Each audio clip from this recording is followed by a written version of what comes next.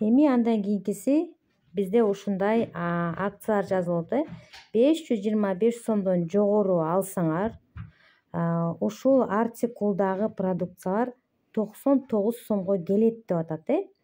Муну кандай түшүнсөк болот? То есть бир алган 525 сомдук продукциябызга бирөөнү гана алабыз. Эгерде биздин корзинабызда 525 сомдук товар турса, бир продукцияны ушунун бирөөсүн 99 сомго алабыз, ал эми калгандарын 155 сомго алып калабыз. Эгерде корзинабызга ушул продукциядан башка, ушул жерде турган ушул шарт боюнча үчөөнөн башкасы 1050 сомго салынган болсо корзинабызда, анда ушундай продукциядан экөөнү ала алабыз да. Дагы ушул сыяктуу 525 сомдон жогору ар бир 525 сомго гана берилет да. Туура түшүндүңүздөрбү? Азыр биз корзинаны карап көрөлүк. Корзинада канча продукция бар болду экен.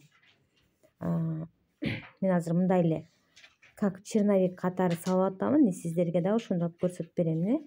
Азыр менде 2591 сом экен. Демек биз жанагындай кремден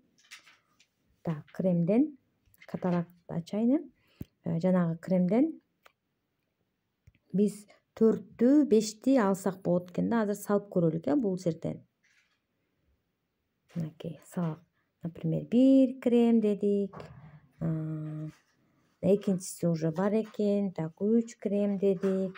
Бул кремдин өзүнүн баасы кирбейт да тиге.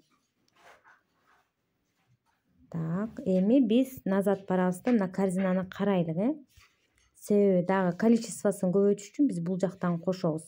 Мына караңыздар, 50% арзандатуу менен каалаган бутка, колго арналган крем акция баасында деп атат. Так, бул жерде бизде канча штук крем болуптур көрөлүк. Азыр могу жерде мен кошуп коемун. Черновый вариант. Так. Эми караңыздар. Продолжитти басамын. Продолжитти басканда бул жактан мага көрүнүп атат. Мынакей 3 крем 79 сомдон келди. 4-үнчү крем 79 сомдон келди.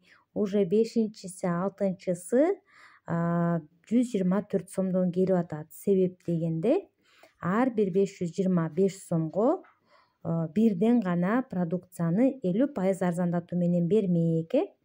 Вот ушундай, ушун жерлерге дагы маани беребиз. Кээ бирөө сурап калат, 525 сомдон жогору алгандарга 99 сомдон дебеди беле дейт. Ар бир 525 сомго бирден ушундай эме берилип атат да. 525 сомдон ар бирине бирден берилгенде биякта 5 кетти, калганы кадимки баасында берилди.